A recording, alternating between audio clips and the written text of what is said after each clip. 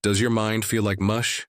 Do you pick up your phone to check one quick thing, and 15 minutes later you have no idea what it was, but you've already watched 50 short videos you can't even remember?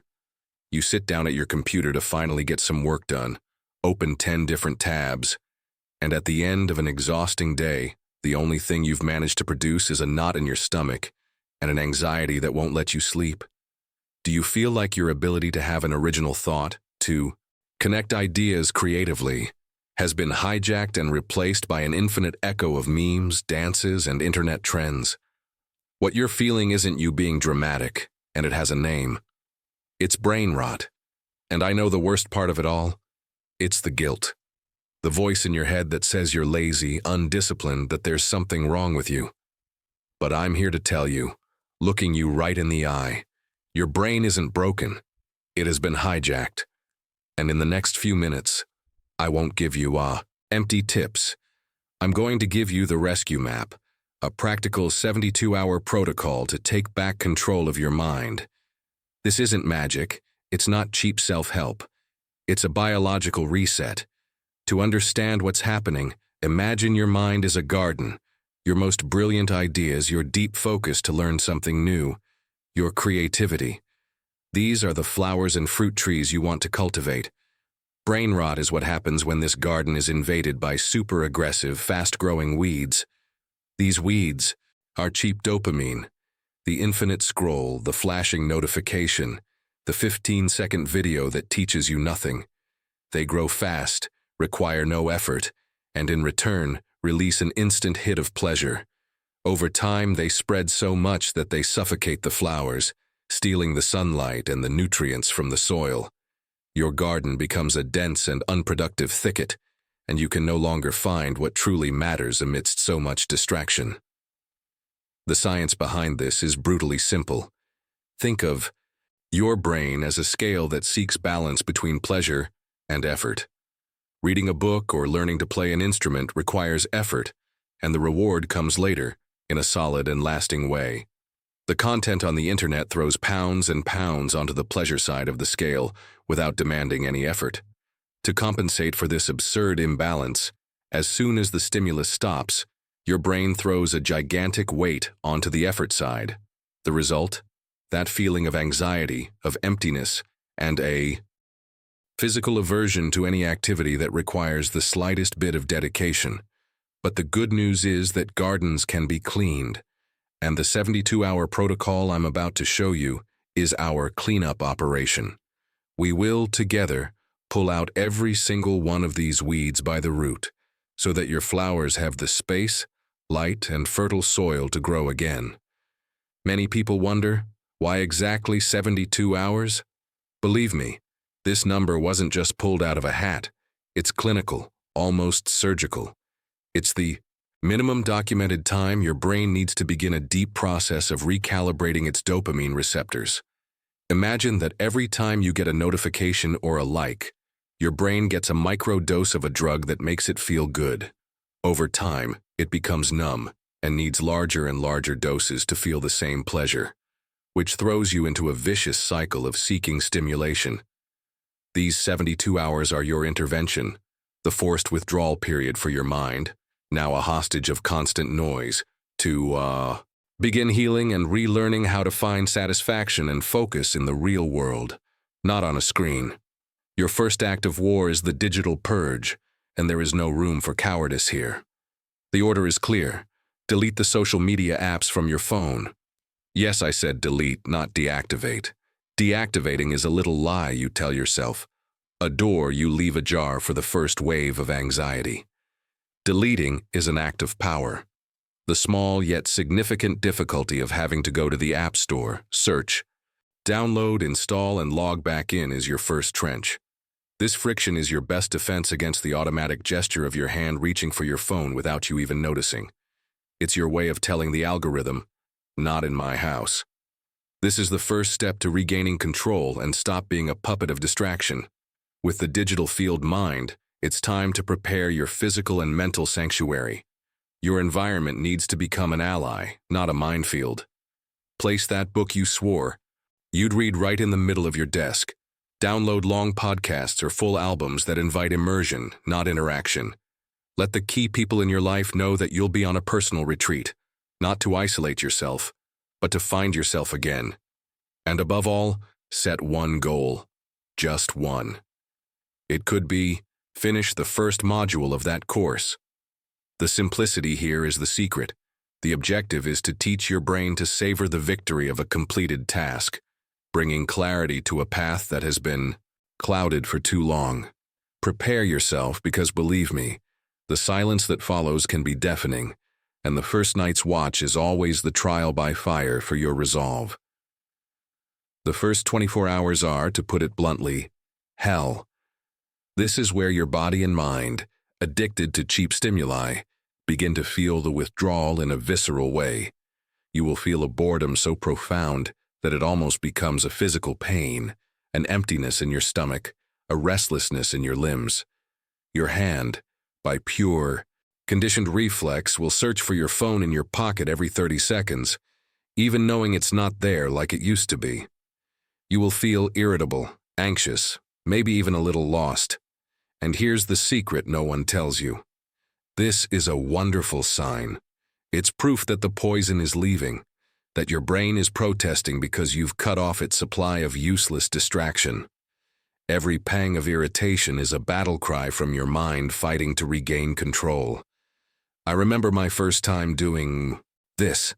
I swear to God, I paced in circles inside my apartment for almost an hour, feeling like a caged lion. The urge to go to the App Store and reinstall everything was an almost physical force, a siren call promising immediate relief from that deafening silence. It was a brutal internal battle, but I resisted. And it was in that forced silence, in that empty space I feared so much, that something unprecedented happened. For the first time in months, maybe years, I had an idea that wasn't an echo, a remix, or a rehash of something I'd seen online. It was a genuinely original idea. At that moment, I understood that clarity isn't born in noise. It germinates in silence. This is why you must change your relationship with boredom. Boredom is not your enemy. It is the vacuum that your creativity and most authentic ideas are desperate to fill. It is the fertile soil that has been trampled by years of infinite scrolling. So do not run from it with useless tasks. Embrace it. Sit with it, even if it's uncomfortable. Walk through your neighborhood without headphones, with the sole intention of just observing. Wash the dishes while paying attention to the water and the soap. Just be. By allowing this vacuum to exist, you are preparing the ground. You are clearing the field for what comes next. The moment to stop just being and start building. If the first 24 hours were about surviving the storm, the next 48 hours are about learning to dance in the calm that follows. Your brain is now in a unique state. It's clean, quieter, but also fragile and suggestible, like a freshly plowed field. This is the crucial moment to turn the tables, to change your identity from a passive consumer to an active creator. The consumption of infinite information is what causes mental rot. Creation, on the other hand, is the antidote. Creating tips the scales toward healthy effort, deep engagement, and it starts to rewire your brain's reward circuits. The dopamine released when you create, something no matter how small, is infinitely more nutritious than what comes from an empty distraction. It is vital that you understand the following analogy. Your focus is a muscle. For years, you let it atrophy, feeding it only the fast food of short videos and clickbait headlines. Now it is weak. You can't expect to go to the gym after years of being sedentary and lift 200 pounds on the first day.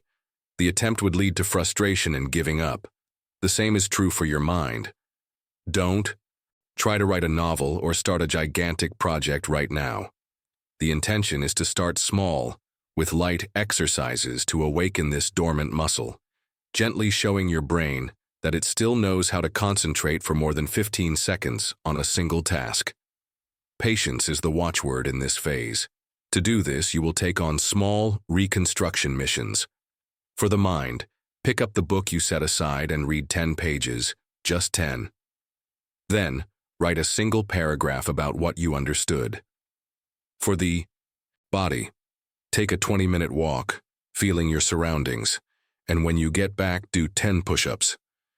Physical effort is the fastest way to generate clarity and balance your brain chemistry. For the environment, tidy up a single messy drawer or organize your desk. External order generates internal order and a powerful sense of control. Each of these small victories is a brick you lay in the foundation of your new mental fortress, preparing you for the final challenge: how to keep this fortress standing. When you have to reopen the gates to the world, it is crucial that you understand a fundamental truth. The 72-hour protocol is not a new lifestyle. No one in their right mind expects you to live in a digital bunker forever, isolated from society. See this protocol as an emergency tool, a powerful reset that you keep in your mental arsenal. It is the defibrillator you use when you feel your focus dying, when the fog of distraction is so thick you can no longer see the path ahead.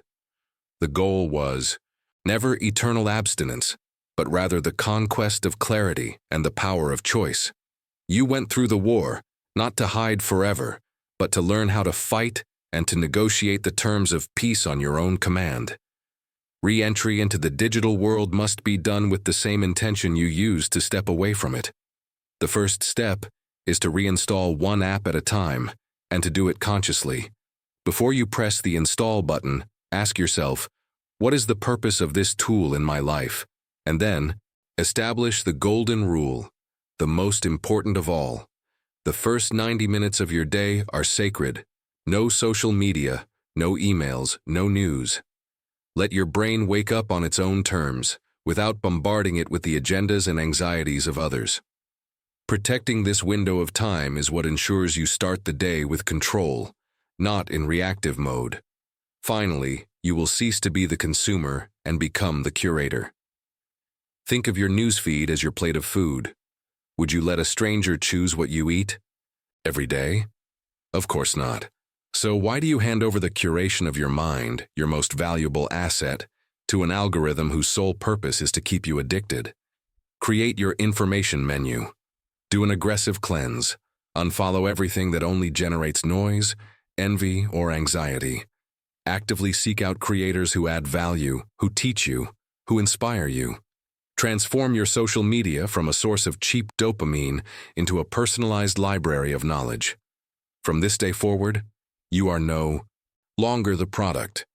You are the editor-in-chief. And so we complete the journey. Remember where we started. With a mental garden choked by the weeds of distraction, a place where your best ideas could no longer see the sun. We went through the painful but necessary cleanup of that terrain, facing the desert of boredom and the withdrawal from cheap dopamine. And then, with our own hands, we began to rebuild, to lay the first bricks of focus and intention. You did not banish technology from your life, not at all. You simply put it in its proper place, as a tool at your service and never again as your master. I want you to understand something with all the clarity in the world.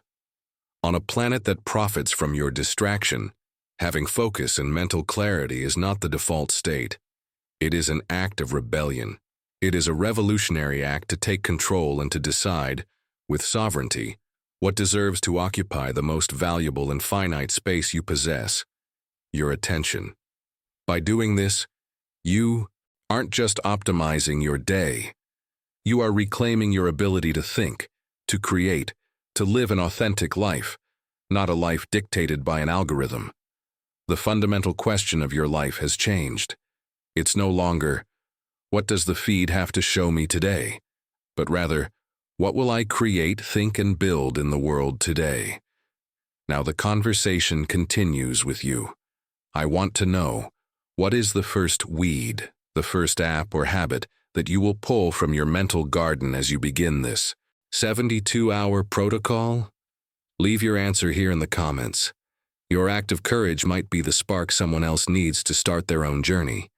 Your comment is part of the solution. And if this video gave you a map to get out of the fog and provided you with the tools to start the war against distraction, then show your support.